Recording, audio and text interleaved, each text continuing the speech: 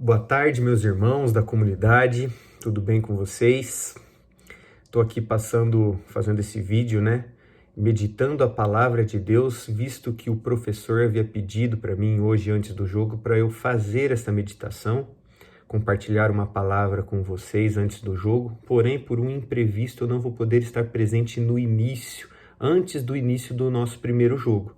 Mas como eu já havia meditado a palavra, já havia preparado, esta meditação, eu vou compartilhar com vocês para que, se quem quiser, poder utilizar esta palavra e aplicá-la no dia a dia, porque a palavra de Deus é uma palavra viva, a palavra de Deus é o próprio Deus encarnado, é nosso Senhor Jesus Cristo, e a gente pode e deve fazer uso todos os dias, todos os momentos da nossa vida.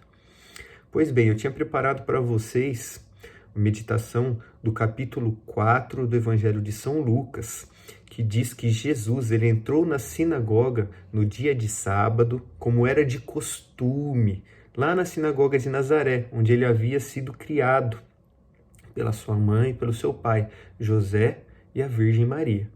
Pois bem, e entrando na sinagoga, ele pegou o livro do profeta Isaías e ele leu aquela passagem em que falava a respeito da vinda do Messias. Após fazer aquela leitura, então, ele fecha o livro, senta e ele vai ensinar aqueles que estavam na sinagoga. E aí que ele faz uma revelação que chegou as pessoas ficaram até escandalizadas. Por quê? Porque ele acabava de revelar que aquela profecia que ele acabou de ler havia se cumprido.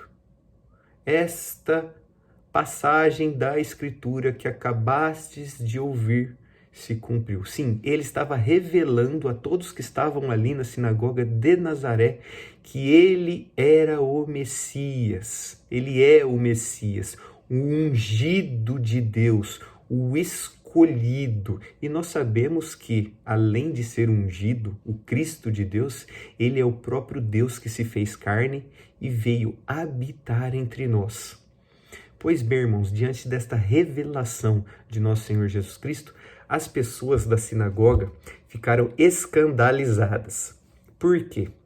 Porque aquele homem que fazia aquela leitura, que era uma coisa comum, cotidiana, que era normal ele fazer, eles se escandalizaram porque não acreditavam que, como pode um homem que a gente conhece, filho do carpinteiro, filho de José, filho de Maria, agora se identificar como Messias. Esse homem estava aqui diante de nós, 30 anos ele permaneceu entre nós, no dia a dia, aprendendo o ofício da carpintaria com seu pai, entrando na sinagoga no dia de sábado, lendo a palavra, ensinando, e eles nem sequer suspeitaram que aquele menino, que já era um homem, que tinha 30 anos, nosso Senhor Jesus Cristo, era o ungido de Deus. Por isso eles se escandalizaram, eles não acreditaram que Jesus estava dizendo a verdade. E Jesus quer nos ensinar aqui, irmãos, o seguinte: nós podemos imitar Jesus não apenas no extraordinário, quando ele multiplicou os pães, realizou inúmeros milagres, fez a pesca milagrosa, expulsou demônios, curou doentes.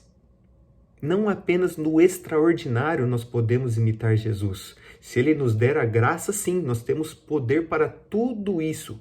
Por graça de Deus, alguns são escolhidos para realizar estes prodígios. Porém, o mais comum é nós imitarmos Jesus no cotidiano. Afinal de contas, Jesus ele teve uma vida pública de 3 anos. A partir do momento que ele foi batizado, e aí ele transformou a água em vinho nas bodas de Caná, o primeiro milagre de Jesus, então ele dá o início ali à sua vida pública.